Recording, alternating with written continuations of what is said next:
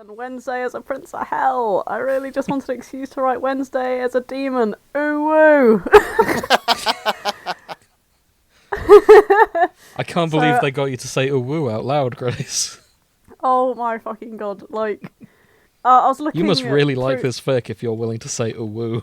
I know. Hey, they wrote it there, but the thing is that I just admire how fucking brave they are to have written "ooh woo." Like, and I was like, you know what? Fuck it, I'm reading this one. That was the cincher of all the good fics I was reading. I thought, fuck it, they're all too good. You respected this person's bravery. And, Indeed. Yeah.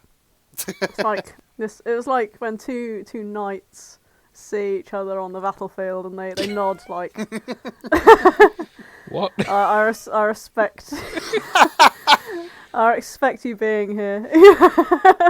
You heard it here first, everyone. The way to win Grace's respect is to use the word "ooh woo." No, it's not. Is that not what you just Despite said? everything I have literally just said, no, it's not. And I'm not going to elaborate. Right. If you would like to say "ooh woo" to Grace, please write in to the fanshippingforecast@gmail.com. For just £5 a month on our Patreon, you can make Grace say "ooh woo" and even "oh whoa." Oh yeah, I'm agreeing to this. Ooh woo. Grace has agreed to this. No, what? No, alright. I'm going to edit the words you just said so you say, "I'm agreeing to this." Oh my god. Ooh woo. Grace, we need the cash. I don't know why I shot. Take one for the team, say "ooh woo." Ooh woo. Cool. So, Grace, what were you saying? Oh, I was just saying that earlier in the week, came into work and there was like a random pair of pants just on the floor. And someone was like, alright, I don't know who's randomly just stripped off their pants in the middle of the work day. So they just picked the pants up and like pinned it to the socials board, which is like where all the works events are, So where all the like just photos from previous work events and other social shit goes on. And then like a load of customers came around, looked at the pants on the socials board, and then just went, right. So when you say pants, what kind of pants are we talking? Okay. Boxer shorts. Oh. Size Wow, L. okay. Used? Noticeably? Yeah. They were Okay, black, so maybe not. so you have to. You either have to get nose I was close asking if there were skid or... marks, to be fair. I see. I didn't look. Probably for the closely. best, yeah. Yeah. Jinx, you owe me a Coke. Well, once again, I'm glad my work isn't anything like yours. Why not? Like, your work sounds I boring. guess so. It's more just normal office stuff with the occasional hellish meeting. Yeah, the impression that I get of your work, James, I'm sure I've told you before, you're basically working through an episode of The Office, but where nothing fun happens. Yeah, that's entirely it. Yeah. So we're all remote now. We're doing remote meetings, and someone very boring above me in upper management has suggested we still maintain a dress code, like making sure we have a shirt on, just in case we're on camera for client meetings. Oh, come on. Because clients value us looking professional, in his opinion. Which, no, they don't really. Yeah, At least not the ones I deal with. This is the thing, they just want shit done. Yeah. It's like, I can understand some of our retail customers feeling the same way, but like, the trade, the mechanics out there, they don't give a shit. They just want their parts and they want them right at a reasonable price. So I've cultivated a look at work. I've always aimed for being like the no-nonsense but competent one who can show up in a hoodie and just do things and they get done. Okay, yeah. Like I want to be the opposite of sales, essentially. And I've... Maybe your and my job are more similar than we care to admit. I know, right? Well, for me it's all a facade because I'm still just in spreadsheets. Oh, some serious sales. Oh, Yes. fuck sales. That's... If anyone listening on this show is sales, I'm sorry that you've ended up in that job. Maybe do better. Oh, wow! Oh. Hopefully you're not as bad as the salespeople I have to work with on a day-to-day basis, who just make things up. Like, Oh, without a doubt, yeah. I'm sure there are perfectly competent salespeople out there, and I hope it's you. To the competent salespeople listening, to all the jackasses, you know who you are. Who you are. You know who Do you better. are. Do better, and you won't catch the parts department out. Not in a million years. I assume anyone listening to this who is in sales is smart enough to know that, yeah, there are some bad eggs out there. Yeah, And- 100%, and that's what we're talking about. Exactly.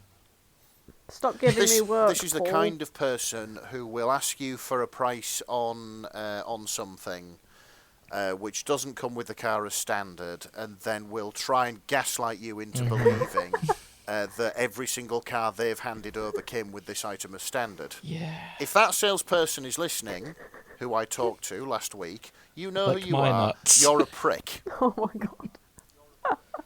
I like how we're just doxing us. Yeah, I'm trying to and, think like, what our I can say co-workers on without this episode. revealing anything too. I will say that a lot of our projects are billed by the hour, and normally the number on that hour is like £100 an hour to maybe £1,000 an hour. It's in that ballpark. Okay, that's a big ballpark. It's a decent ballpark. Except one of the things I work on, which is currently being billed at 10 pence an hour and has been since 2020. Possibly earlier, because someone screwed up the billing and no one knows who. I'm willing to bet someone knows who and isn't saying. Is it basically just that Spider-Man meme where you've got like sales pointing to accounts pointing to Yeah. whoever? Yeah. Yes. Damn right. Oh, that's incredible. That's... I blame the fact whoever wasn't wearing a dress shirt on their video call. Maybe if you meeting. were all a bit more lack of professional. Maybe if I wore a tie, my time wouldn't be worth 10 pence an hour Yes. on this. Which isn't enough to pay for the Exactly. electricity I use to log in. To do the damn job in the first place. Oh Right, dear, oh dear. Enough talking about our lives. Welcome to the shipping forecast, everyone. Don't get a job. Be free. Do your own things. Yeah, I will tell you what. If there's any sort of children listening, first of all, Don't be. Go away. Yeah, please go away. This isn't for your ears. We'll tell you when you're older. Secondly, Fuck off. never ever ever grow up. It's a fucking scam. I tell you, Exactly. it is a scam. Never ever grow up. Wait till you Yes. find out what taxes are. Ask You your know who mum, what doesn't if have she to worry breaks about down? taxes and their day job? The Addams family. The government. Yep, that's true. Nick, you've been Oh, yeah, watching that's more of Wednesday since we last spoke. I have. What do you think? I'm really enjoying it. How far are you, first of all? Okay, I think we've just watched the episode with the episode where, spoiler alert, Eugene dies. Aha. I'm up- Oh, you're I'm pretty up to far that. in then. Oh, You've yeah. seen Yeah. the dance. That's it. I've seen the dance. I think we're up to episode 4. It's like just where Wednesday is starting to come out of her shell Mm-hmm. and start. And to will soon maybe- be coming out of other things, Okay. like the closet. I'm Oh, I shipping her with see. Enid. Yeah. I It see. was oh, a that joke. was a joke. Okay, yeah nice. They're just Um, roommates. I thought she was going to slay some sort of beast by going down inside it and ripping her way out, but yeah, That would be rad. Oh, that'd be rad. Who are you shipping? Who are you shipping Wednesday with so far? Fucking Hard mode. Which man are you shipping Enid with?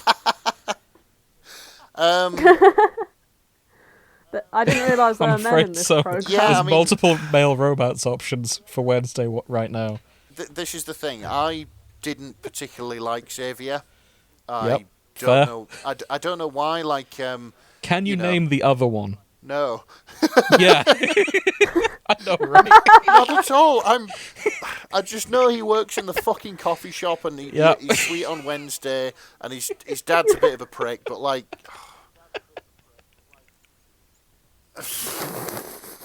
Yeah. Both Yeah, forgettable, absolutely. aren't they? Which is no shade to the actors, by the way. They're doing a decent job with what they've got. Did you They spot have the to train thing compete that I with Enid spotted, Sinclair. incidentally? I didn't. I haven't got to that episode yet. Like, have. literally, the You definitely have. I don't think I have. It's when the kid who dies went to the train station. Oh, yeah, sorry. To be fair, I wasn't watching the trains. Shock horror, that's how into this I am. Shit. Well, shock horror. The No, kid didn't go to it the was train Weems. station, did he? Spoilers. Yeah, that's it, yeah. Not spoiler spoilers. alert as well.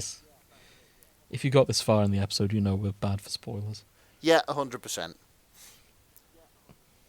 Yeah, they'd just kick the show over and come like, fuck, I can't watch anything with these twats. Oh, dear. Yeah, I'm trying to but think no, what else I wanted to ask. I am really, really enjoying it. I do think that Wednesday probably would be better off with Coffee Shop Boy if she had to, but, like, yeah, we all know it's Enid. I mean... It just is. So I ship her more with Eugene out of the boys. Oh, really? Yeah. He's the one with the most personality of the Why? boys. Yeah, fair enough. And that is why I like them. And he did deserve better. And I don't hate Enid and Ajax. No, I don't. I think they're very sweet together as well. Yeah. Obviously, Enid and Wednesday is the superior couple, don't get me Yeah. wrong. The OTP of this But if universe. I had to commit to a heterosexual pair in this show, it would be Enid and Ajax. Yeah, that's fair enough. I did quite like how Ajax managed to miss his first date with Enid. Yes, by getting stoned. Yeah, that made me laugh. Yeah.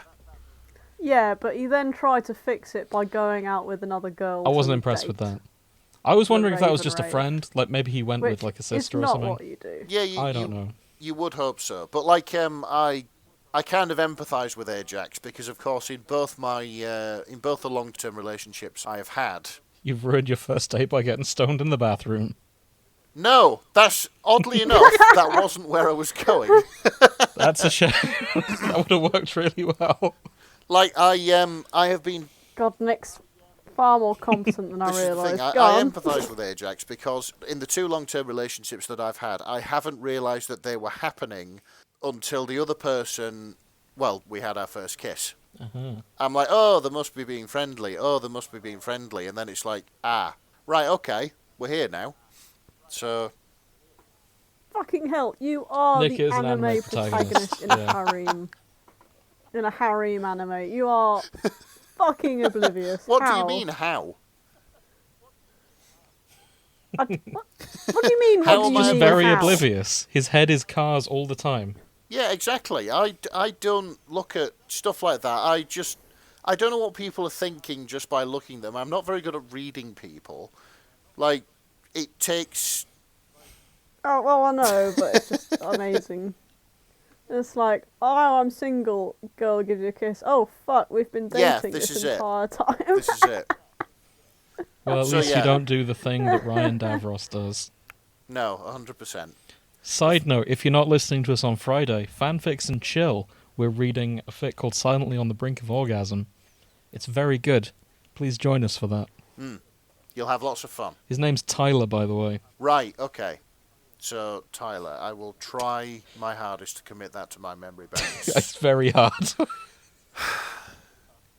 Coffee shop Tyler. Yeah. Xavier the painter. Eugene Eugene the Bee Eugene King. the Yeah, the king of bees. The Beekeeper. Chad of this show. Like, Oh, shut up. I want him to come back in season 2 as Neville Longbottom. Like, coming back, he's had a glow up. Like, he's really cool now. That kind of thing. Yeah, like all muscles and shit. And Yeah. Yeah. He needs to look like Jonathan Joestar in season 2. And no one's going to bring it up, but it'll be good. That's just what I want. 100%. Poor boy, why would you make the poor actor exercise like that? Because I think Why it'd would be you funny. do that to him? You know what else say I I'm want to do? cruel. I want to talk to you about the fic I've been What? reading. Go on then.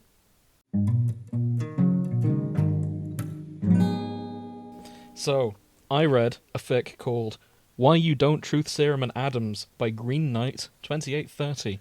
Okay. Do you have it open? No. Check the Not channel. yet. I will do. Here we go. I have it open now. As a reminder, we have a Discord channel where we post all these fics before we start talking about them. Yep, if you give us your money, you'll be able to talk about them too. For just £5 a month, you can read along with us ahead of when the episode comes out. Yeah. Because we record these 2 weeks before we post them. So, Yeah, shock horror. It's it may surprise you to know this, dear listener, that we're not live. We're not live. Exactly. So, this fic, title does kind of what it says on the tin. This fic is a Wednesday Enid ship. Enid fic. Okay. It's got all the normal characters. In the additional tags, we have True Serum, Love Confession, Idiots in Love, Fluff, Fluff and Crack, My First Fanfic. This is a fantastic first fanfic. Oh, wow. Protective Wednesday, Protective Enid, I'm bad at tagging. How do I tag? You've done good with your tagging. Yeah, I love the Idiots in Love tag. Same. So, our story begins, like all good stories, begins with several people bored in a classroom. In particular, a potions classroom. So they are learning about... Shout out to the author name, by the way. Yet another steam locomotive. Oh, for God's sake. So, we've got Bianca and co. They're bored in potion class. We have Professor Spine, I believe the name was. That's a metal name, if ever I've heard it. Isn't it? Yeah. Yeah, he mentions it's completely harmless, but it enhances the emotions of the people who drink it. Oh, okay. Roids. Which it's roids for your personality. Yeah, that's a great way of putting it. Good morning, class. Today we're going to make anabolic steroids. For your mind. For your mind. And of course, this leads to a light bulb in Bianca's brain. What if Wednesday drank the emotion-enhancing potion? Oh, no. Yeah. So she turns to Xavier, like, hey, did you write down the ingredients? I'm like, what? Oh, you should really... They're passing notes back and forward, being like, okay, yeah, you should have paid more attention. No, I've got an idea. What if we make Wednesday drink it? He then passes a note saying, sorry, I've run out of paper. Why don't we text instead? This isn't the 90s. And I go, aha, good point. And the rest of this chapter is them texting back and forth instead, because it's not the 90s. They get Yoko involved, partly because she's good at potions, and partly because she's a vampire, and they're going to need that strength if Wednesday flips out and is angry at them for doing this. Wow, okay. Yeah, what's the worst she could do to you? You're a vampire. Garlic overdose, blessed water, poison blood, stake through the heart. It's a lot of things. Come on. Exactly. There are a lot of ways to mess with a vampire. Yeah, I like the sass as well, yeah. But eventually they all agree, and Xavier makes a second batch so that Yoko can make a batch for Wednesday. They hand that in as part of their session, and they go to spike Wednesday's drink. That's not okay. It's a bad idea, to be honest, but it's fine. So, Wednesday and Edith are sitting together having lunch. To distract him, Bianca comes up and says, hey, Wednesday, did Xavier show you his new trick, the one with the bird-eating tarantula? And then that's when Wednesday picks up, what? Ooh, show me. I mention this just because I find it funny. Grace was doing the exact same thing, talking about bird-eating tarantulas the other day. Okay. And I was just like, huh, you two have more in common than I thought. Oh, they're cool. No, they're not. But anyway. Yeah, they are. Ugh. I mean, in this country, spiders get eaten by birds. You go to Australia, and the spiders are fighting back. Like, fucking let that battle commence. In Australia, spiders eat bird. Genuinely so. Yeah. But anyway, they begin. He starts drawing the bird to show her. Wednesday is having her tea. Bianca sneaks in, just pours the bottle into her teacup. Wednesday chugs it, and nothing much changes at first. But then, as they're talking for a bit, she's a bit more emotive. She just goes, "Would you please stop yelling? You're being extremely annoying." I was like, "What? Wow. Emotions?" And then they all look at each other, and then Yoko just sort of goes, "Hey, Wednesday, how do you feel about vampires? I respect any form of undead immensely." So this is her being emotive. Well, she would though, wouldn't she? She would. So, yeah, they're seeing that she's being a bit more emotive. Bianca's just sort of like, this isn't what I hoped it would be, to be honest. This could have been better. Then Enid walks in. Okay. And Wednesday just jumps out of her chair, gets in front of Enid, drops on one knee, and just goes, "Cara mia, love of my life, the only light I tolerate in this horrid place. Thank you for returning to my side." Then she just starts kissing Enid on the hand. And what can I do for you, my sunlight? goes into full Gomez. Oh, Addams. Yeah. You can tell she is her father's daughter. 100%. Yes. Yeah. The room is silent, and that is the end of chapter 1. I love that. Like, never mind the group, the whole courtyard froze. Yeah. Some people say that hell itself froze over. Exactly. Amazing. So, chapter 2 is mostly from Enid's perspective. She wants to know what the fuck's going on. Yeah, I bet. Yeah, she fair was gone. enough. She was gone for 2 minutes, and Wednesday, who she's been shortening to Willa, has just become like this. And I love the way Wednesday is written in this. She can see Enid's distress, and she goes, "Mi amor, are you all right? What's wrong? How can I fix it and put your beautiful smile back on your face? Are they causing you distress, my love? Would you like me to take care of them?" And she reaches for a weapon. No, it's not like that. Okay, we need to go talk about what's happened. So they go back to the dorm room. She drags the gang to the dorm room to explain what's going on. And Thing is there, and he immediately senses something's up. And he's like, what is happening? He starts tapping louder. What is wrong with Wednesday? I must admit that Thing is one of my favourite characters. Oh, I love Thing. He's grown on me a lot. 100%. I also love how Ajax is written in this, because they've gone full stoner with all of his dialogue. Oh, mega. What, so he's like... Enid, your little hand dude's going crazy, the High Gorgon boy said. Stoner Little in- hand dude, he said. Nothing about Thing was little. He was in fact a very large hand. I quite like that. Stoner in every sense of the word. Yes, that's very well written. So, yeah, for the most part of this chapter, they're just talking about the potion. And I'm not going to go into too much detail. I encourage everyone to read this for themselves instead. Yeah. So forgive me if I skim over anything too important, or anything you think is important when you listen back. Turns out they should not have put the whole potion in. It was only supposed to be a bit. Oh. Okay. Yeah. This is going to last for at least 3 days. It was only supposed to be for a little bit. So they've really fucked this up, haven't they? They've really fucked Wednesday over here. Yes, they have. Yeah. I wonder what Wednesday's liver is going through. Chapter 3. They couldn't last 3 days. They couldn't even last 2. Everyone is on a knife edge. Because it turns out Wednesday is normally holding back when it comes to things like this. Wow, okay. Like, if you piss her off, normally she'll just threaten you. No, with all her emotions like this, it's going bad. And especially if you piss off, or you do anything wrong towards Enid. Hannah from geometry class accidentally tripped Enid, and they still haven't found the body. Oh. Yeah. Oh, shit. Yeah, this is bad. Kyle from Hexes 101 sneezed too close to Enid and found himself in a shallow grave with only his head sticking out. It's only If been a they day did. and a half. I guess this is why you don't truth serum and Addams. Exactly. And I should mention, this is from Enid's perspective, and she feels like she should be flattered by this, but she's definitely not gay.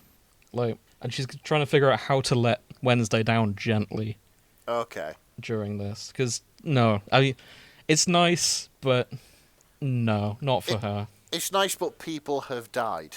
No, that's not the concern. It's just Enid's definitely not gay. Like, that's not her. No.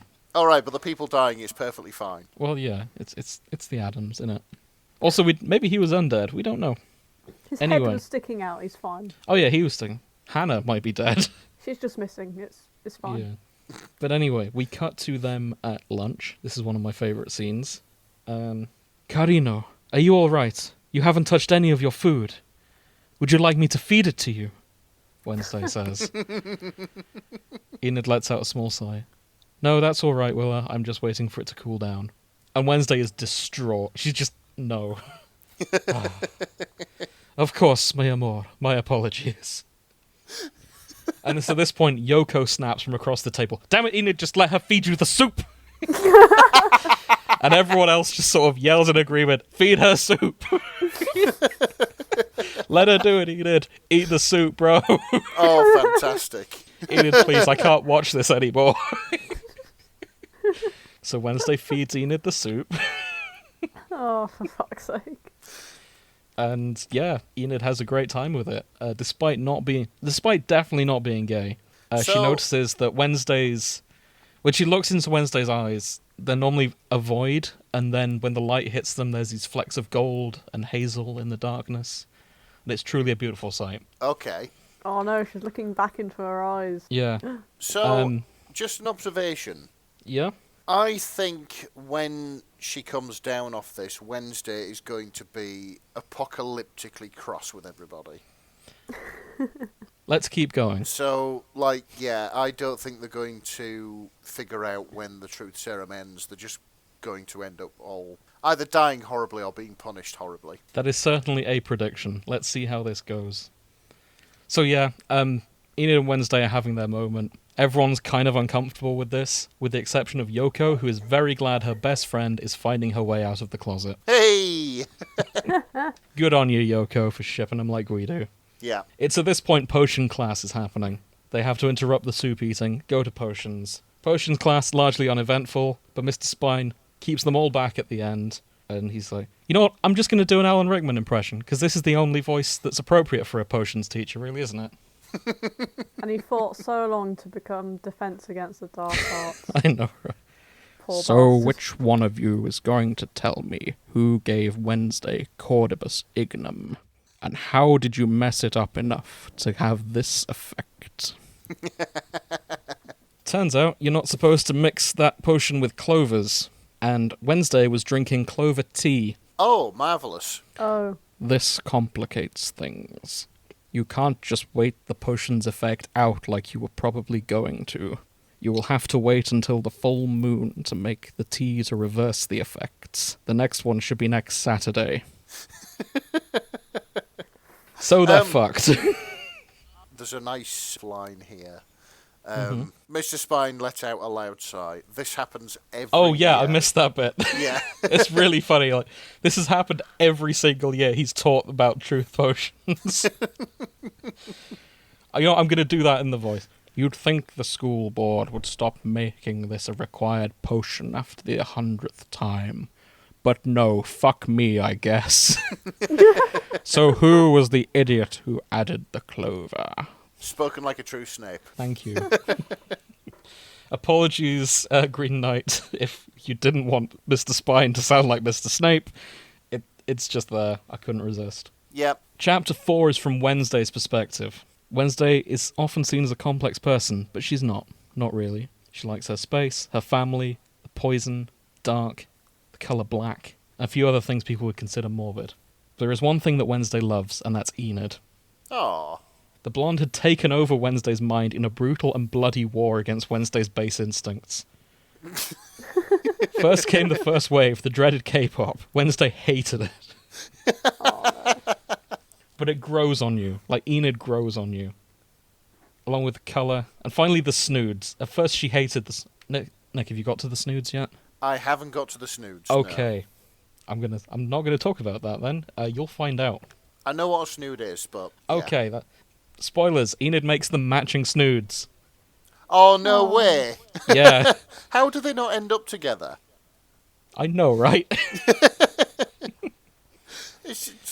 I can see that despite all the great work our Flag Means Death did, we are still being queer-baited. I'm afraid so.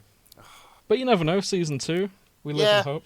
Yeah, you never know, we live in hope. But yeah, the snoods make Wednesday want to commit ritualistic suicide. But seeing Enid smile every time she put that thing on was enough for her to ignore that feeling. Oh. So, summer passed, and in the second year, this is their second year at school, incidentally, Okay. Wednesday has been determined to seduce Enid, and she's been pulling out all the courting rituals she can. Step 1, she brought Enid some roadkill, to prove that she can hunt just as well as any other wolf. This didn't work well. Isn't Enid supposed to be a bit squeamish? Yes. Yeah, she Yeah, is. despite being a werewolf. Yes. Step 2, she almost killed Bianca in a fencing tournament, to prove that she could kill for Enid, but can also hold back for Enid. Oh, for fuck's sake. None of this has worked in her mission to seduce Enid. That's when the perfect opportunity came along. She saw that Bianca was going to try and spike her drink with Cordibus ignum. She knew this was happening all along. Oh, so she let it happen. When she realised that she wanted to be distracted with the bird-eating tarantula stuff, she was like, hang on, they're about to spike my drink. Bottoms up, everyone. Oh, so she knew. She knew exactly what was happening. Because she knew that once she had this, she would be free to express her feelings without any of her anxieties holding her back. So basically, they think that they've got her, but it's she who has them.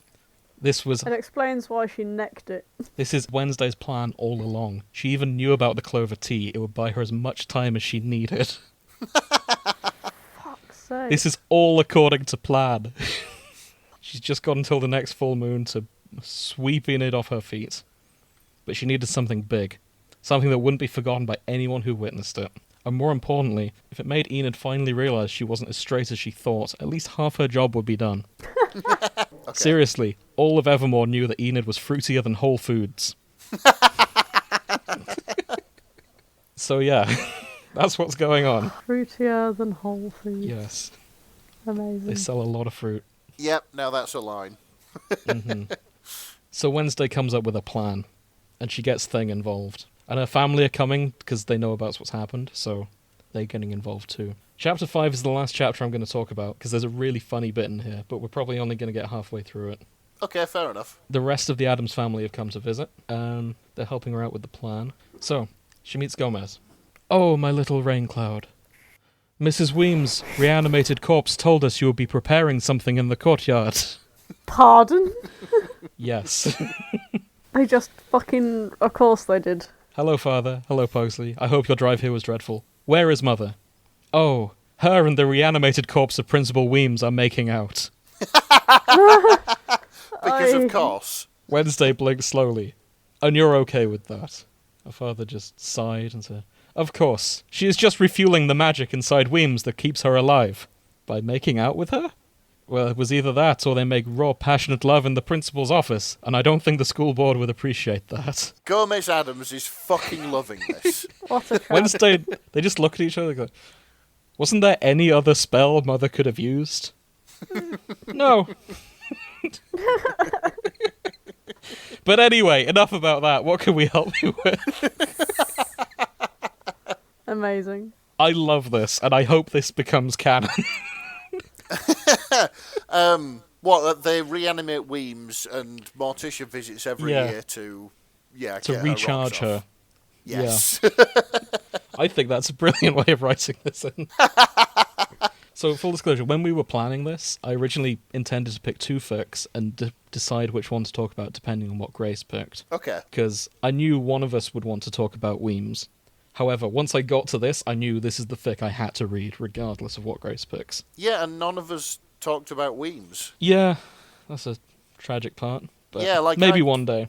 I specially held off from doing a Weems fic because I thought that Grace might want to do a Weems fic. Yeah, I would have done one were it not for this, because I really enjoyed this fic. Fucking calling me out on this. I Sorry, Grace. I chose not to do Weems because y'all thought I was going to do Weems, and I was like, right, no, I'm not going to lean into this bias that's been forced upon me. Hang on a second. This bias that has been forced upon you by you yourself. Yeah. Yeah, but I haven't forced it upon myself. I've just, embraced it. But you two are like, oh, she likes Weems. Like fucking school Grace. children on the playground. There is one last bit I want to talk about. Spoken like a true Wednesday Addams, Grace. Thank you. While all this is going on, Thing is in the music store. Oh, yes. Meanwhile, I'm just going to read this tiny bit verbatim because it's a cutaway scene, but I love it. Harold, there's a disembodied hand in the store. Woman, I told you to stop snorting that. Oh, lordy, what the hell? Get the gun, Margaret. Get the fucking gun. I'm not getting down from here, you stupid fuck. I'm not dying for you. Thing runs around the store, dodging CDs the lady started throwing at him from the counter. Margaret, my mother was right about you. Thing finally gets the sheet music and starts going through it while still dodging CDs. None of the sheet music is what Wednesday asked for. Well, it's not like I can ask the owners. Oh, Thing turns around. Thing turns around and sees the sheet music he needs, right before the redneck husband starts book it towards him. Margaret, it's coming to me! He sees the wife run to the back and come back with a gun. She hands it to the man who tries to shoot at him but misses. Hit it, Harold! Hit it!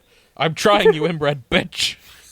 Oh my god. So Thing has broken up a marriage just by walking into a store. I mean, I don't think I blame Hand. I think their marriage was in pieces anyway. It sounds it. Yeah, fair Thing enough. aims and jumps up to the man's face, who screams loudly, and then he runs onto the shelf holding the sheet music. He grabs the right one and runs away as fast as possible, running in zigzags while the couple's trying to shoot at him. This is the last time I do shit for true love. I'm getting paid next time. I thought that was lovely, and I just thought I should shout that out. All of this is written like as well as this, incidentally, but that in particular. It looks it. It looks it, to be fair. There are 2 more chapters. They involve Wednesday's elaborate plan to confess her love to Enid. I'm not going to talk about them. Okay. Do it in your own time. I don't care. I'm done reading. This fics great. Everyone else should read it instead. It is, yeah. I am intrigued to see what she's planned. It's very good. Yeah. It involves blackmail. Of course it does. But yeah, 10 out of 10. Highly recommend. Thank you, Green Knight. I hope you continue writing fics. Because if this is your first, I cannot wait to see what else you come out with. Yeah, top notch. Do we have anything else we want to say? Oh, I just think that I was reading ahead on some of the bits, and I think the lines in this are fantastic. Mhm. They are really fun. I think I might read this myself. Tim Burton, if you need additional writers for season 2... Which Green- you do, because that fucking 2-boy love triangle was dog shit. I'm still convinced that was studio meddling, to be honest. I don't know. Is it even Tim Burton who's doing it? He's directing it, isn't he? He's directing. I don't think he wrote it. Okay. He's definitely the director. Whoever is to blame for the the love triangle thing, Yeah. get out, please, for God's sake. Xavier and the other one were not compelling romance. I think his name's Tyler. Yes. But he will forever be known as the other one now. Yes. The other one. Yeah, Xavier and the other Fair. one. But yeah, this was great. I like how they brought back Weems. Just as like a stealthy, oh, by the way, she's alive. She needs to make out with Morticia every so often just to keep her going. Somehow, I don't think she needs to. Yeah. It could just be an reckon- excuse. Yeah. I reckon she's either been bit by a vampire or like they've brought her back like Lurch and they've just put bolts in her and they hook her up to a car battery every once in a while, you know what I mean? Yeah, just to charge her up. Hmm. Yeah. They do always describe her as the reanimated corpse of Principal Weems throughout the fic. And not just Principal Weems, but No, like a title. The Reanimated reanimated corpse. corpse of Principal Weems. exactly. I have a theory that maybe it was Morticia who did the reanimating. Yes. Yeah. How else could the excuse work? Well, yeah, I suppose. But yeah, seal of approval. I recommend everyone else read this in their own time. I think I'm going to have to because I want to know what the elaborate plan is. You'll enjoy it, I think. But yeah, Nick, what have you been reading? Okay, so I went for Wenclair as well. Oh, what a coincidence. Hey. It's only Yeah. 90% of the fandom. What were the This- odds? Yeah, this is the thing. I went for Wenclair as well because so watching the series for the first time, you are right. You don't get invested in any of the fucking love triangle stuff. It's like, yeah, she should date Enid. Enid is the right person So, for her. I have a controversial take here, actually. In the first few episodes, I didn't think Wednesday deserved Enid. I thought Enid was too good for her. Yeah. I kind of understand that. Hmm. Yeah. By the end, my mind had changed. But Well, sorry, carry on. It's nice to know that I'm going to see some character development anyway, so... You will. Yeah. Okay, so this is Reset by Eggplant_Crusader, which is a cracky internet handle. Definitely. And, if I just read the summary, everyone knows Wednesday and Enid have been dating for months now. The only problem is no one thought to let Wednesday know. Makes sense. So, you know how I was talking about in the beginning, I empathise with Ajax because of precisely this reason? So, yeah, anyway. Wednesday has arrive back in her room. It's late at night. She's been out following leads, committing general skullduggery, that sort of thing. She's tired, but she gets into her room to find an unthinkable obstacle keeping her from sleep. Oh. And she's sort of pacing around the room, and she's talking to Thing. There must be consequences, Thing. There must. She must not be allowed to go in unscathed, not after this injury. And things like doing his thing, tapping, signing. And Wednesday is just going sort of nuts at this. Her blood is boiling. She's absolutely fucking seething. And the reason why she's seething, Enid is sleeping on Wednesday's bed, curled up over the covers, dressed in Wednesday's oversized sweatshirt. Nice. So she's confronted with a sleeping Enid. Merely looking at her was causing Wednesday to feel some strange bubbling emotion, which she could only assume had to be murderous rage. Except she was very in tune with the whole spectrum of her murderous emotions, and this didn't feel like any of them. So, she sort of calms down a little bit and thinks to herself, yes, violence is the answer to this. And she's just sort of working out what she could do. And eventually she shakes Enid awake and says, "This is my bed." And he's like, "What? You're on my bed?"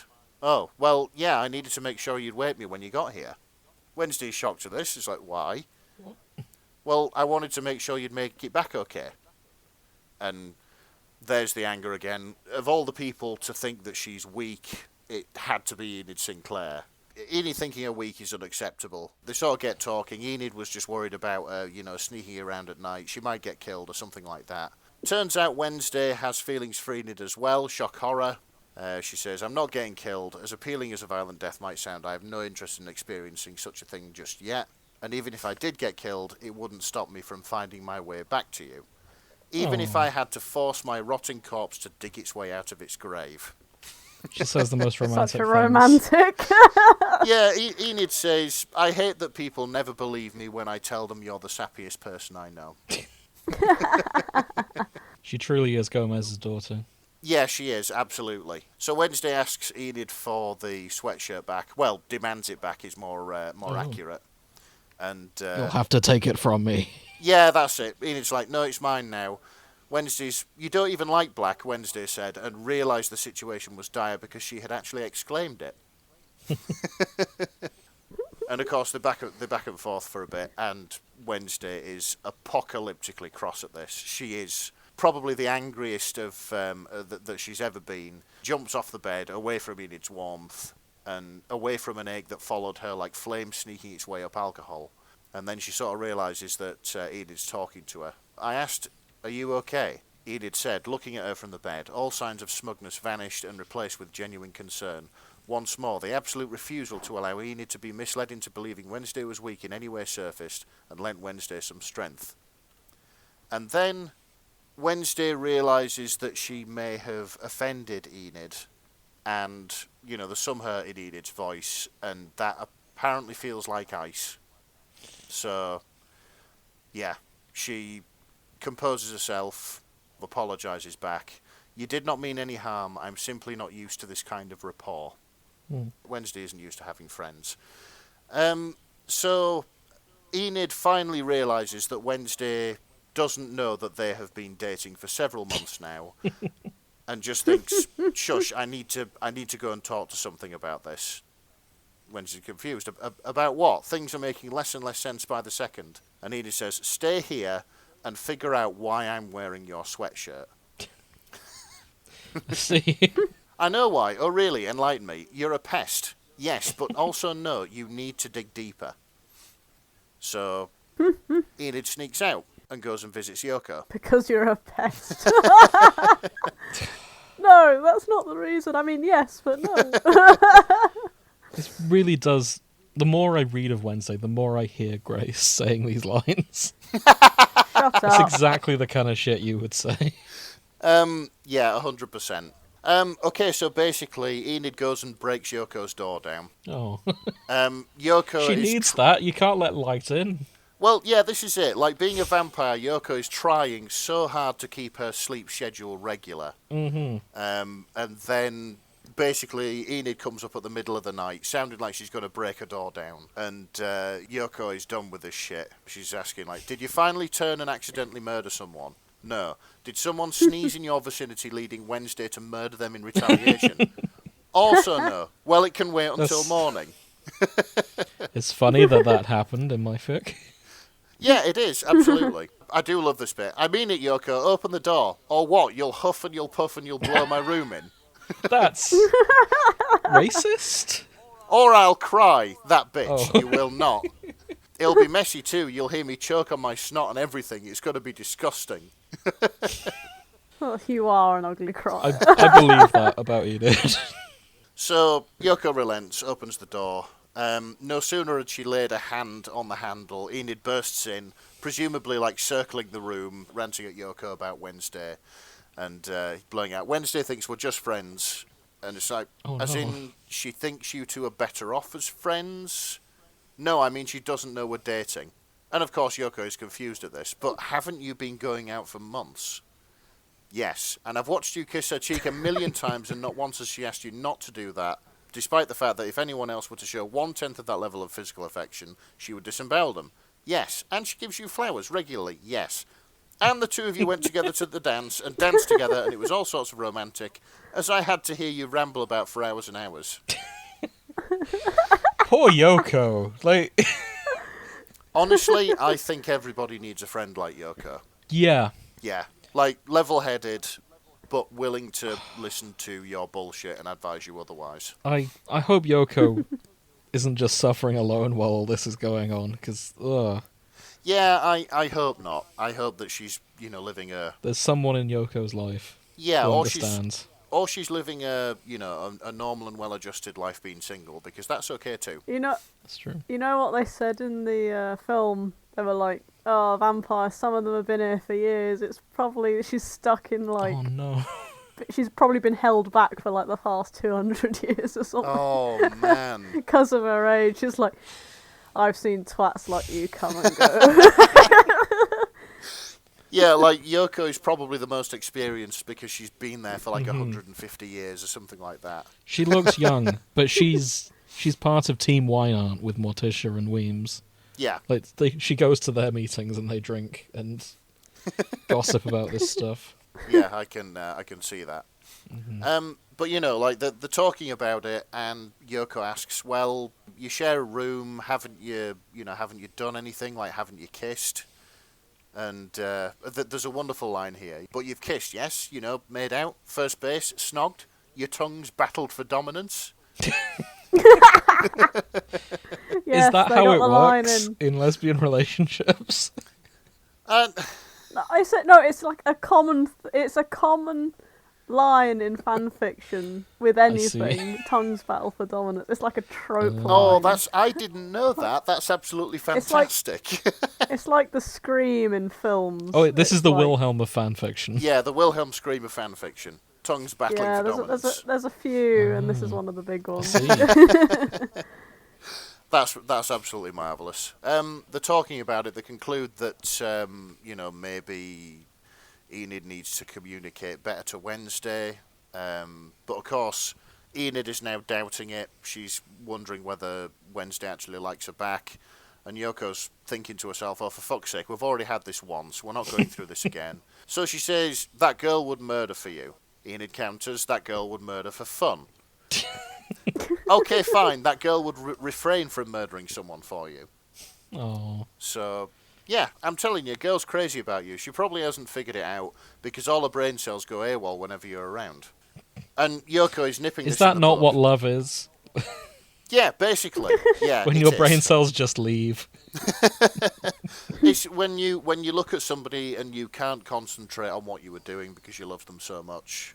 Exactly. Yeah, that's it. So Yoko is trying desperately to nip this in the terrible. bud. She does not want a crying Enid wondering, oh, does she love me, doesn't she love me, what if she doesn't, yada, yada, yada. So she says, listen, the way I see it, if she hasn't figured it out yet, she won't anytime soon. So you have all the time in the world to make sure when you finally break it to her, she'll be happy about it. Or, whatever passes for happiness for her. And then Enid thinks a minute and goes, oh, fuck. Like, the complete opposite of the intended reaction that Yoko intended to get from her. And she's just realised that Wednesday was currently stood in their room and she was about to figure it Trying out. to work it out, yeah. Yeah, that's it. Why would she figure it out? Because I challenged her to. Everyone at the Academy knew if you wanted something done, you challenged Addams to do it. Nice. Dare you to put that fork in the main. Yes, exactly. Fuck you. Wednesday would probably survive that. Yeah. Yeah, she'd probably like it. She'd be like, tingly. And everyone's like, Yeah. oh.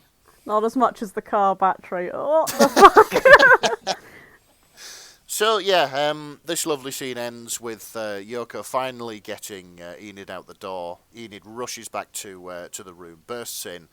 She finds Wednesday exactly where she'd left her, in the exact same position, standing up, trying to figure out what was going on. She bursts in, "Hi, Rumi," and Wednesday just asks, "How long?" Cold, calculating, Wednesday through and through, and finally Enid sighs and says, 3 months, 1 week, and 4 days. But who's counting, am I right? Wednesday's thinking about it. She talks her through the first date, which was by the lake. Enid just honestly didn't believe that Wednesday thought that this was just Enid being friendly. She'd planned it and it had gone perfectly, and Wednesday had looked really cute and everything like that. She dressed up for Wednesday, and Wednesday just hadn't realised. So Wednesday says it's a good date. Well, wait until you hear about the third one. And Wednesday says, "I took you grave digging. You used your claws. It started raining halfway through. You were ravishing." Oh. Yeah, she actually called Enid ravishing. Mm. And this just sends Enid into overdrive. She feels her heart jump off a bridge. Her throat close for business. Her brain start pumping the nice chemicals by the gallon. Yeah. So Enid says she's sorry. She didn't mean to assume Wednesday's feelings or anything like that, or to brag to everybody about it, which she might have done a lot. And she's worried about what Wednesday might say. Wednesday's now walking towards her, but Wednesday takes her hand and says, "I'm the one who should apologise." She's been thinking about it, and I'll read this verbatim because this is full of wonderful lines, this little fic. "I've been thinking about it, and I've realised that you've been an excellent romantic partner and deserve much better than to be disregarded by someone so thoughtlessly." Oh. Oh. Yeah, which is Good. adorable. Character growth. Yeah, that's it, yeah. "Your best has been impeccable, and if you're willing to forgive how foolish I've been, I promise you'll have nothing but my best as well." This is the Gomez Addams, ladies and gentlemen. Yeah. Yeah, she is see it. definitely her father's daughter. So they reconcile. They're stood in the middle of the room holding hands, and they promise to do all the dates again so that Wednesday can experience them as dates. Oh, And not just that's a good idea. Yeah, that's it, and not just what she thought. Oh, they're going grave digging. Yeah, they're going to again. go grave digging again. Maybe that isn't the most romantic thing, but sure, it's whatever Wednesday's into. Yeah, that's it, but Shush. they're going to go do it. And finally, Wednesday says that Enid can keep the sweatshirt. Oh, Oh. that's big. So, yeah, I thought that was adorable. It's very soppy. I liked it. Yeah, it is. It just proves that in the cold, dark depths of the heart of a northern man who works in the motor trade. God, I thought you were talking about Wednesday for a minute. That's too. Yeah, to be fair, we are all Wednesday Addams at work. Indeed. But yeah, I'm a sucker for fluff, as you know. Big softy at heart, and this was adorable. And I kind of empathise with it, because as I said at the start, I'm oblivious in romantic relationships as well. So... I hope that their dates are a bit more balanced. Yes. Like, for every grave digging, Wednesday has to listen to some K-pop. Well... Oh, I see, yeah. I think there will, to be fair. There's a line in here. As far as Enid was concerned, Wednesday had been an amazing girlfriend in her own way. The idea that Wednesday had not even been trying had not even occurred to her until now. Oh. That does say a lot. Yeah, she's just been this amazing girlfriend even before. Now it's going to be different. That's true. So, yeah, but I really enjoyed this. I do have to quickly shout something out. I was just stalking the author's profile. Their most recent fic is a Hi-Fi Rush fic. That is the game I've been playing recently, and I'm glad people are writing more Hi-Fi Rush content. There's only 44 fics in there so far, but Eggplant Crusader has written one of them. Oh, nice. Good. So I'll be coming back and looking at that. Yeah, good stuff. Because they ship Corsica and peppermint, like a Chad that they are. All right, Marvellous. fanboy, sit down. Sorry, just had to throw Different that in there. episode. Good on you for Corsica peppermint. It's a very similar dynamic to Wednesday and Enid. Oh, that's good. I do. Mhm.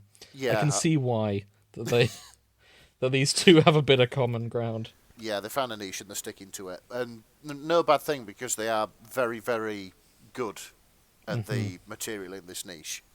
Exactly. So yeah, thank you, Eggplant Crusader.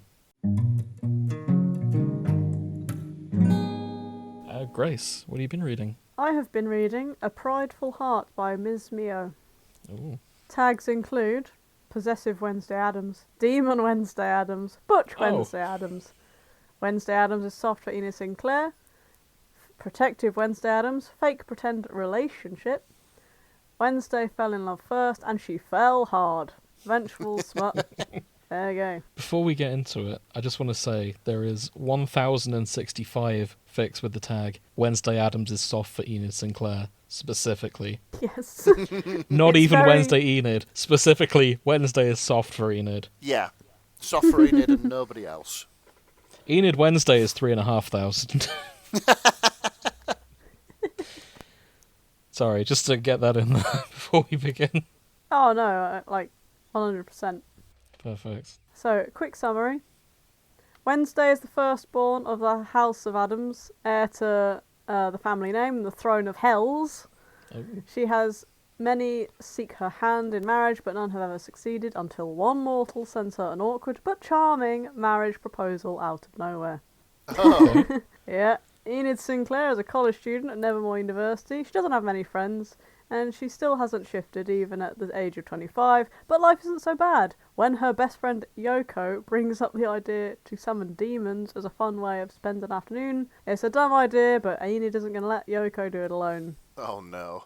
However, centuries old Latin doesn't translate very well to modern day Latin, and Enid finds herself betrothed to a hellish prince. Oh shit. It wasn't meant to be a marriage proposal, was it? It's a fake dating AU and a demon AU. I see. We are Now- all ready for another Wenclair fic, incidentally. Yes, yes, we Yep. are. We are all here for Wenclair. And speaking of which, in the author's notes, it's like, are you all ready for another Wenclair fic? Yes! Man, I've been excited for this one. I love me a good fake dating AU, but let's crank it up to 11 and make it a fake engagement. And Wednesday as a prince of hell. I really just wanted an excuse to write Wednesday as a demon. Ooh woo! I can't believe they got you to say ooh woo out loud, Grace. Oh my fucking god! Like, I was looking. You must at really like through- this fic if you're willing to say ooh woo. I know. Hey, they wrote it there, but the thing is that I just admire how fucking brave they are to have written ooh woo. Like, and I was like, you know what? Fuck it, I'm reading this one. That was the cincher of all the good fics I was reading. I thought, fuck it, they're all too good. You respected this person's bravery. And, Indeed. Yeah. It's like this. It was like when two knights see each other on the battlefield and they nod like. What? I respect. I expect you being here. You heard it here first, everyone. The way to win Grace's respect is to use the word ooh woo. No, it's not. Is that not what you just Despite said? everything I have literally just said, no, it's not. And I'm not going to elaborate. Right. If you would like to say ooh to If- Grace, please write in to the friendshippingforecast@gmail.com. For just £5 a month on our Patreon, you can make Grace say ooh woo and even oh whoa. No. I'm not agreeing to this. Grace has agreed to this. No. What? No. All right. I'm going to edit the words you just said so you say, I'm agreeing to this. Oh my god. Grace, we need the cash. I don't know why I show up to this. show Take to one get for the bullied team, on here. say ooh woo. The thing is, now that you've said ooh, like, if he was that way inclined, Jim could make you say anything that he wanted. I know. Just from going through all the back catalogues and choosing words. I don't like where this is going. I'm going to add a I don't woo know to the why I end of turn every up every sentence week. you say. Well, you said it as well. Yeah. Who edits it? Yeah. Grace, if you want to edit the show and you can put a woo in front of it after everything I say, that's fine. I know where you live, mate. let's put it that way. You can do what you like to me online, but I know where you fucking live. So, listeners, I have to move house soon. If anyone wants to chip in, write in to the fanshippingpodcast@gmail.com. Okay, Grace, tell us. I promise we won't make you say a woo against your will, Grace. Thank you, Nick. I ain't promising shit. Shut up, James. Ooh woo. Right.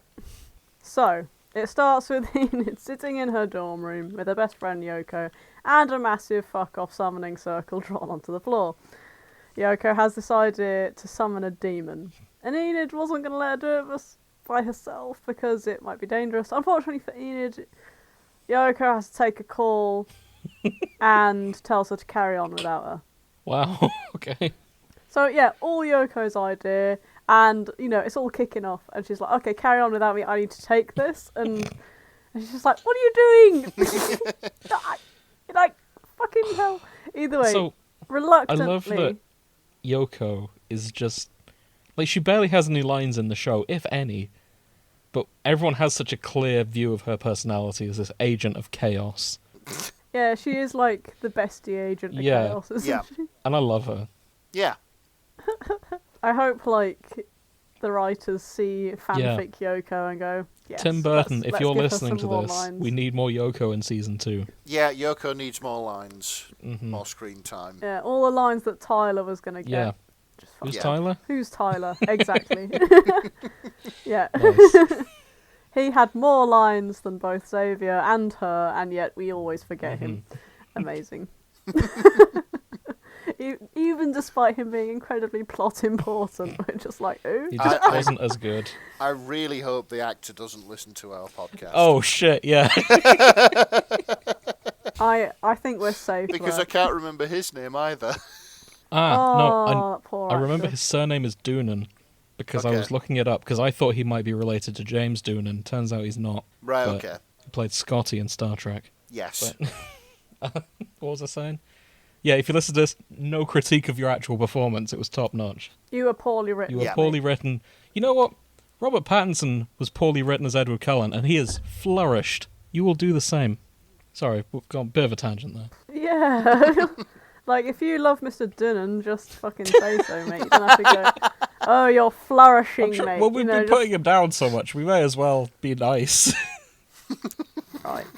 Either way, reluctantly, she carries on the ritual. Okay. Carries out what's on the list of requirements for the summon. It has this scripted part, a part where you offer gifts, and a part where you talk about yourself. At this point, you know, if you hadn't read the summary like I did initially, we wouldn't have known that this was like a fake engagement situation. Either way, this leads to a very awkward but cute scenario where Enid is doing her best to impress this potential demon. So it's like, O grand fiend of the hells, hear my cries for you. I wish to brand you with fire unmatched and unknown, even by one such as you yourself. O grand fiend of the hells, I demand you hear my proposal of deepest desire and greatest greed. She gets out a lighter, she lights the 8th candle, she moves back to the front of the circle, and she thinks, oh, this would be romantic if I weren't summoning a demon, you know. Grabs the first of the gifts, and Yoko had explained that you needed to give gifts that would, like, give a sense of warm feeling, and the vampire figured it was to help build a friendly relationship with the demon and make them more willing to make a deal. So yeah, you can see this is starting to see. snowball, yeah. So what were the gifts? But yeah, Yoko just got some cheap shit from, like, the shop for the demon gifts, and Enid's like, nah, no, I'm not going to give this demon. I'm going to give this demon the good shit because don't fuck off demons, which I think is fair. Yeah, sensible. I wouldn't go to Walmart or Poundland to get demon stuff. Unlike my brothers, which got me stuff like that for my birthday each year because they were cheapskates. And Grace, you are the closest thing to a demon that we know, so... Yeah, That's yeah. And that's why they suffered Yeah. miserably. fair. So, she offers a black scarf she made. She had knitted it herself. Oh. And she's been told by Yoko that some circles are hella cold, so it should be a good gift, right? You know? She's really Oh, put you- thought Which into I think- this. Oh, he did. Yeah, it's very And cute. cinnamon bun. Right. I know, it's so... I stan cute Enid. Yeah. Now, she's got to do a little bit of an introduction. Enid clears her throat, rubs the back of her neck a bit, and she talks out loud to the empty room. Okay, it's pretty weird, but the ritual calls for this, so guess it must be done. Hi, I'm Enid Sinclair. I'm 25 years old, and I'm currently a student at Nevermore University. Oh, and I'm studying for business. Kind of have to. Oh. The blonde picks up the next gift. A baker's dozen of dark chocolate fudge almond cookies, and she likes Oh, Enid baking. made them. So she made them herself Oh. again. And she goes, about our werewolf. That's pretty important to know, I guess. Goddess. I don't really know what to say. I'm not here to brag about myself, you know. Not that there's much to brag about. Not to say I'm like a failure. Well, you know, I failed to shift, so that's that. Bless her. This sounds like... Back in the day, there used to be these dating agencies where they would record a video of you. Oh, yeah. Yeah, this sounds like one of I those see it. videos. Yeah. No, yeah, it literally is. Yeah. It really is. It's just the demonic version of like a dating Yeah. video. But yeah, later in the story it goes into how some of the werewolf social stuff and how much grief not being able to shift can cause. So it's a bit of like a social, in the show it's a bit of a social do not, you know, if you can't shift, what's wrong with you, you know. That's the point. We haven't So really talked she's- about this. Nick, have you got up to the point where Enid's parents have shown up No, not yet. in the show? Okay, we won't talk about that then. Okay. That's fine. Mm. Sorry, Grace, carry on. So you'll like the final gift. It's completely different to the other stuff she's handed out. Enid sighs as she grabs the final gift. Well, two gifts. A bundle gift. A small box of cigars and a bottle of scotch. Nice. What? Nice. Was it expensive? Yes. Was it rude to assume a demon would enjoy such vices? Most definitely. However, the werewolf is willing to take a risk when it comes to giving the best gifts. So she places the two items into the circle. I love that. Demons, what are demons like? They like alcohol, cigars. I mean, Yeah. But also cookies and a scarf. if I was... Oh, yeah. This is it. If I was a demon, this is pretty much like painting Yeah. a perfect evening for me.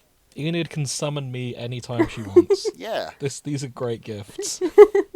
Fuck's sake. Either way, yeah. And she go, what else? I live in the dorms on my campus. I like to knit, bake, and dance. I'm pretty athletic, actually. I used to do gymnastics throughout middle and high school, but I dropped out for less time-consuming sports. I do a lot of rock climbing now, and yeah, guess that's it. I'm not really anyone special. I'm just Enid, but thanks for listening. And it gave me a bit of this fantastic mental image of Wednesday and going sword fighting and drinking scotch with a cigar on the go, just because you just know that these gifts would be perfect, don't you? She'll be like, Yes. oh yes, scotch and cigars. 100%. It reminds me of my father. Oh dear. She sighs heavily and she goes, oh god, alright. Moving forward, a final step of the ritual. Kneel and present the ring and recite this passage. She goes into her pocket, pulls out the ring. Yoko wanted to use one of the cheap Hot Topic rings, but Enid had a better one to offer. A thick band of platinum with a full moon and stars engraved onto it. A traditional design for engagement rings for So werewolves. she's offering an engagement ring. She must know at this point. I don't think this is anything to do with the translation. Yeah. No. She kneel and present the ring is the part of the translation. Yeah, but Enid... So that's the Enid instructions. chose an engagement ring. Enid has a Yeah. ring. Listen, it was given to Enid on her 13th birthday, the age where most werewolves shift, and then they begin the process of finding a mate. Oh no! She has no need for it now. She's because given up. Oh, Yeah, she gave up. Enid. She was like, "Fuck it, I'll just hand my engagement ring that the heirloom to this demon because no one's gonna bloody marry me, so I've got That's no use really for it." sad. Yeah. Yeah, You're exactly. Like 25, it's still, like Enid. it's dipping into the. I know, like it's dipping back into like the world building this author has done. Either way, she drops to one knee and finishes off the ritual. I, Enid Sinclair, offer you this ring with an honest heart and a loving soul. O grand fiend of the hells, come and sunder me, accept and fulfill my deepest desire. But if you reject me, let it be merciful and gentle. Take only of my flesh and not my soul. So yeah, nothing happens. That's so metal. Enid, I know. That is the most metal Enid proposal just like, ever. Yes, it is. innit? The bar just raised, gents. Just, yeah. Take note. Enid is like, okay, Yoko must have fucked up the translation. She starts to pull away, and then shit kicks off. The circle activates. I see. So yeah. In the middle of the summoning circle, a crack forms. With a creaky groan, the crack rapidly expands and splits open as a looming figure slowly rises up from it with a chilling breeze that blows snow across the floor. Enid stares up with a loose jaw at the 10-foot-tall figure that now stood there, covered from head to toe in a suit of jet black, jagged armour and a pair of burning red dots peering out from the thin slit in the helmet. Does she still have the pigtails with this look?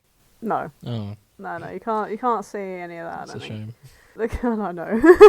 The crack underneath the feet slowly closes. The demon kneels before Enid. They pluck the ring from Enid's hand. The fiend rises back up, taking a brief moment to examine the ring, and with the nod of their head, they slip the ring onto their finger. I accept Enid Sinclair. Oh dear. Chills. All of the demonic dialogue is in bold as well. I know, it's so good. You know what, I actually forgot this was a Wenclair fic because I'm dumb. And I was like, who is this demon? And then it immediately cuts to Wednesday's point of view, and I'm like, oh yeah, shit. Fuck's sake. I was like, 10 foot tall, who's that? Wednesday's going to have to fight it. But no, the demon is Wednesday. This 10-foot tall hell beast in black armour Yep. is Wednesday. Yep. I mean, that is yeah, how Wednesday Wednesday is- perceives herself, to be fair. Turns out she's a very big deal in hell because she is the demon lord of pride, and Gomez and Morticia rule hell, and she is heir to the throne. So, yes, this comes with a lot of responsibility, and she's surrounded by idiot demons kicking off in hell. So she's her job to go smite them back into place, hence the full scary armour. So it goes It's a good to job her, for her. it goes to her point of view, like the day she's had. It's had a long day of like putting people back into her place. She's got home, and this telepathic call comes in, and she thinks, oh, it's just another fucking demon asking for shit. Nope, it's Enid. It's not a summon, it's just this ancient soulmate finding ritual called the proposal. Oh. Like the dating demonic video we were talking about. Just sent into Wednesday's mind, and she's stunned, not to mention completely baffled why this college student wants a demon for a partner, right? Either way, she's intrigued, she's hearing all this. She hasn't actually seen her yet, but she's hearing it, she knows about the gifts that have come into mind. And she's like, oh, that's a nice scarf, yep, biscuits, decent. Oh yes, scotch and cigars, go on then. Yeah, she's annoyed because she doesn't have time to change because she's still in her like executioner armor. And so she's like, she huffs in annoyance. And the one time like she is interested in another person, she's not wearing her best. Though perhaps it's a blessing in disguise. Wait, this isn't her best? No, I know, right? What's her best? I don't know. I'm guessing shiner armour. I don't know. Maybe. Like in later chapters, she dresses quite snappily.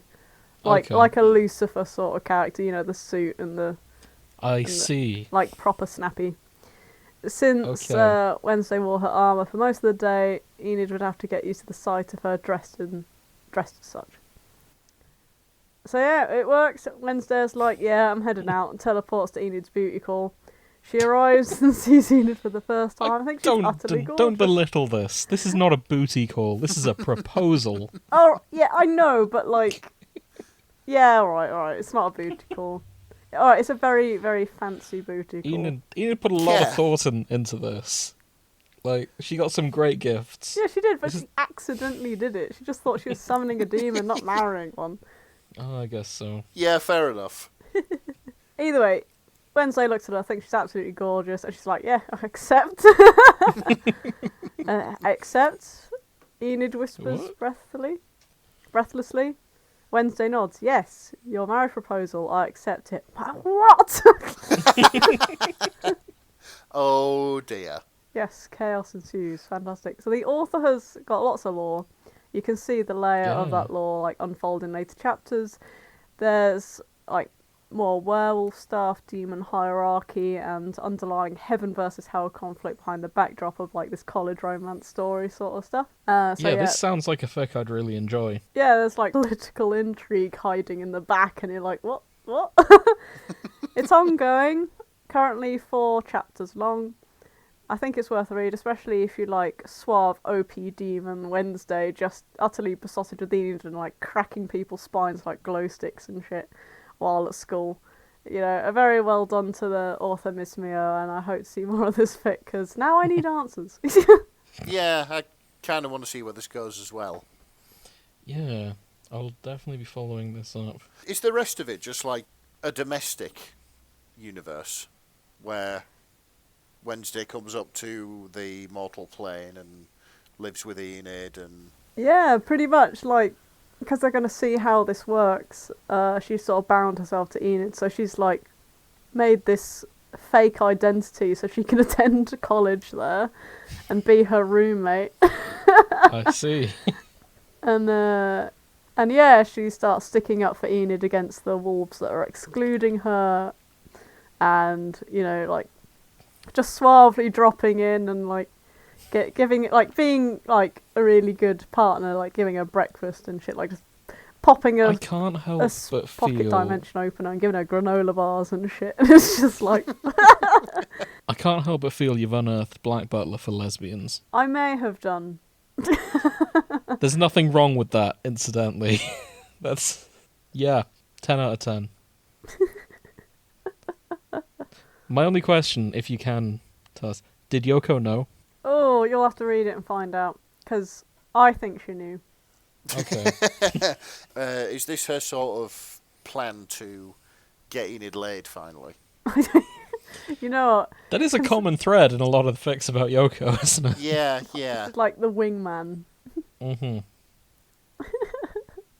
And that's fine. I'm into that. Yeah, Good fair on her. enough. Love a good wingman. Mm-hmm.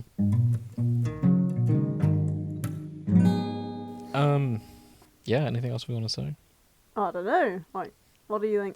I thoroughly enjoyed it, and I'm going to take this away and read it. Oh, cool, James. What did you learn? Oh, you want to spring that on me? You have a fucking swivel on it, mate. What do you... Okay. Cool. I have learned that I realised the reason Grace didn't go for a Weems fic is she found a taller woman to write about, to read about instead. And that's what distracted her.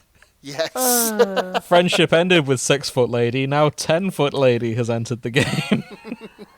Must I bear this cross forever? Well, it's either that or the Fishman. So. Yeah. Who is also 10 foot. Yeah. I think Grace just has a thing for big people. Yeah. Yeah. Fucking hell. Who doesn't? Who fucking doesn't? Yeah, okay. That's why we're never covering Attack on Titan. Shut up. A 50-foot tall man with no skin. Theme tune cuts in. Z is in. It's just me with a rose in my mouth going, yeah. Yeah, I'm gonna try I can and see bang it. the Titan. Oh. That's got to be a thing in that universe. Oh, God. The Titan fuckers. I'm sure it will be. Rule 34 is a thing. We probably will cover it at some point, in all fairness. Yeah, I learned that there is never enough Wenclair in the universe. Yeah. They may end up being my OTP for this year. Oh. Because they do fit, and it's a shame that the show didn't follow through with it, or maybe isn't going to follow through with it. I don't know, because I haven't got to the end of it yet. And also I learned that, yeah, there's also room for buff ladies, big buff ladies. Just when you thought you were free of the buff ladies, out Yeah. comes 10-foot-tall Wednesday Addams. I like 10-foot tall how demon with a Wednesday steel Addams. chair. I like how we go from like we go talk about sentimental shit and then we go big buff ladies, wee. Yeah, We do. planned that well. We are trash, really, aren't we? That's never been a secret. No, we are 100% trash, but we will continue being trash so long as people continue listening. Yes. We will die on this landfill. Yes. Well said. Yeah, it is impressive to me that all of these authors there is consistency even in the minor characters. Yeah. Yes. Like the Yoko, again, barely any screen time, but there is a character to Yoko that has clearly been built within the fandom. Yeah, that's it. She's this sort of agent of chaos wine ant. Yeah. And that's great. It is. It's fantastic. Everybody needs a friend like Yoko. Yeah, I don't know what to say. I mean, I've got a lot to read. I know that much. I mean, this was only really mentioned in my fic, but I've noticed it in other fics that Enid likes K-pop is very much a fandom thing that has been kind of added to her personality, because in the show I don't think that ever comes up. Well, it fits her, doesn't it? It does fit her. Yeah. And I've seen a lot of it in different fics. I just find it interesting that Enid K-pop they're kind of synonymous with each other now. Yeah, it's nice, I think. I like it when a fandom just sort of spirals out of control, writing its own headcanons. Its own consistent headcanons, too. Yeah, definitely. It's like a hive mind that has created this. But yeah, I approve. Thank you for getting me to watch Wednesday, Grace. Quite alright. Yeah, it's been good, and I'm looking forward to finishing it. And who knows, maybe we'll talk about it again. Yeah, when there's Especially a season two. if this is next couple of the year. We'll probably have to revisit it at the end of the year. Because I like the idea of doing pair of the year at the end. Yeah, I mean it's still early. We're we're still just going into the last half of the first quarter, so we'll see where we stand a little bit closer to the end. Exactly. Controversial, though. You know what, why don't we do sort of while we're at it, since we're at the end. Grace, who is your pair of the year so far? Oh, I don't know. Of things you've seen this year, not necessarily things that came out this year. But I simp for so much. How can I possibly choose? I simp so far. Simp so hard. Yeah, I Well, don't know. I would like to make an observation. Yeah. I recently watched the horror movie Christine. Okay. Oh, yeah. Do you know how I have this thing? Well, I would have this thing about Morticia Addams, but I couldn't do that to Gomez. Yeah. Well, it's kind of the opposite with Christine. I maybe would have thought that Christine and Archie Cunningham, who is the protagonist who does Christine up, gets possessed by the car, that sort of thing. I maybe would have thought that they were a good pairing, but I realised that I could take so much better care of Christine than Archie Cunningham. Fucking You hell. want to shag a car. I do not want to shag the car. I would like to own the car and polish the car. And Give that car a good old polish. You want to and- rub and- it. and drive, the car drive up. around in the car. And this is the Get worst inside thing the car because and do it up. because I feel that I've missed the entire point of the movie because I wanted the car to win. Because you were simping for a car Fucking so hard that hell. you just missed the premise of the film. That's fair, because I happen to know when Grace watched Constantine, she also missed the point because of Tilda Swinton. I was on her side. Yep. I was Likewise, like, Narnia. Kill him! Yeah, 100%. It's like this car comes to life and goes and kills a bunch of thugs, which wrecked it. And I'm like, honestly, that's a perfectly valid response. I would want to do that if somebody wrecked my Rover. Oh no. Yeah. Oh dear. If they're hot, they're just misunderstood, aren't they? That seems to be a curse humanity takes with it. I'm Wherever trying to it think goes. if there's any villains I would actively just say no, they're misunderstood towards. But I don't think I have a Oh, no. dedicated villain where I'm like, yep, they did nothing wrong. Oh, because they're hot. You're going to Bane. claim the moral high ground on this, aren't you? If I think of one, I'll let you know. Don't worry. I am struggling, though. Yeah, it's just me and Grace are bad people. I mean, there is Lady Dimitrescu, of course. Well, yeah, that's fair enough. We can all agree on that one. Yeah. Villains, I think, didn't do anything wrong. Because they're hot, specifically. Yeah, yeah, I mean, they definitely did things wrong. They're just I mean, there are hot, some and you villains can I forgive them. think did nothing wrong. Like, Christian Bale in Thor Love and Thunder, for example. But I don't think that because he's hot. I think it because... Because he's justified. Yeah, exactly. Okay, yeah. Well, this isn't the point of this exercise. It's fine. We're at the ending anyway. Yeah. I'm just trying to think if there is any, though. No, it's after I watched Christine, I found myself browsing eBay and Going, it should have been me. yeah, but like browsing eBay, looking at 1958 Plymouth Furies and thinking, what's the easiest way of getting £40,000 like now?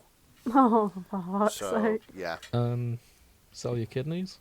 could sell a kidney, could rob a bank, deal drugs, that sort of thing. Everyone else in If you their want to help Nick get to G-wagons and £40,000 so he doesn't have to sell a kidney, write in. Oh, God. I don't know. I'm going to say the vampire ladies from Castlevania. Okay, Yeah, that screams James. They did nothing wrong. yeah, okay, fair enough. Except the redhead whose name escapes me. Lenore. Lenore. Yeah, she did some things wrong. But the other three of her siblings did nothing wrong. No, they're not siblings, are they? Just because not they're hot. They're a sisterhood, they call themselves. Yeah, I suppose so. Yeah. Lenore did some things wrong, but I am willing to forgive her. Yeah. There we are. All right. He likes the dead women. Cool. It's not because they're dead, Grace. Well, Jesus. no, they are just dead though. They are, but actually, are they? They're I'm not vampires, sure they are. you pillow. In Castlevania, yeah, but I'm not sure that's how It's Castlevania cold vampires as work. ice. We're in a circle. That's Foreigner, isn't it? Yeah. So yeah, listeners, do you have anyone that you forgive as villains because they're hot? If so, write in to the fanshippingforecast@gmail.com. Votes for Avaros, get in. I forgot about Avaros. You know what? Yeah, even I would. Yeah. That's fair. Those damn dulcet tones. God damn. Avaros is one of my exceptions for sure. God. Fair enough. When he started talking, I was not expecting him to be No. like intense. We should eye add Dragon contact Prince to the roster, to be over honest. fucking coffee, deep voiced. Fuck. I was going to say we do the detective things next. Grace, do you want to do Dragon Prince instead? What was the other thing we were gonna do? Sorry. Detectives. Detectives. Yeah. Yeah, they're not sexy enough. Like Columbo, Oh, I don't know. thingy. Yeah, people might find Columbo sexy. The bloke from Glass Onion whose name escapes me. I was thinking of doing all the Daniel small Craig. detectives we don't have a full episode for. Yeah, that does give me an opportunity to do Life on Mars. Exactly. So, Yeah. I mean, we can do either. Like, we'll just do one after the other, won't we? Yeah. I mean, we're in the middle of a Dragon Prince dry spell because obviously the last thing just ended. So it might be good to cater for the people while the dry spell is going on. Oh, so we should do that now? I tend to find that happens. Like when the series is out, they're being fed, so they're not hungry for our trash Yeah. content. But I kind of want to see Nick react to Avaros, is the other thing. okay, we can do that. Yeah, watch Dragon I- Prince. I am intrigued. I'll show Nick a clip of Avaros, and we'll just see. Nick will be like, yes, I see. Probably. He may not Okay. agree, but he'll understand. Okay. Thanks for listening, everyone. Join us next time when we make Nick question his sexuality. Oh, there's a buff lady in Dragon Prince as well. Even there better. This is going to be the year of the buff lady. Yes, it Isn't it? is. This is my Yeah. year, goddammit. I was thinking of calling these episodes the second in our trilogy about buff ladies because I want to do Bayonetta at some point as well. Yeah, we could do Bayonetta. We're doing Bayonetta at some point. It's just finding the time. Yeah, fair enough. It'll probably be a double bill with Devil May Cry as well, though, because they're essentially the same game. Yeah. And then we've got something for the DILF fans out there. Yep, fair enough. Balance. Shut up. Yeah, it's sexual objectification is only okay if you objectify all Everyone. genders. Yeah. Yes. I mean, I genuinely believe that, to be fair. Yeah, Like- yeah, fair enough. I think No one think it escapes should be- your gaze. it should be equal rather than... Yeah. Equal rather than nothing, I think is a good balance. Yeah, it's not the Middle Ages anymore, is it? Exactly. No, not at all. We live in more enlightened times. Men can be a bit slutty if you want them to. Yep. The men are sluts again. Nature's healing. And on that note, I think it's time to end the show. It is. We've been doing this for too long tonight. Yeah. Thanks for listening, everyone. Join us next time. When we're going to talk about Dragon Prince, probably. Unless we change our minds again in the next 2 weeks. It could happen. You'll find out in 2 weeks, I guess. Yeah. Good night. Good night. Good night. Okay, I'm going to stop recording.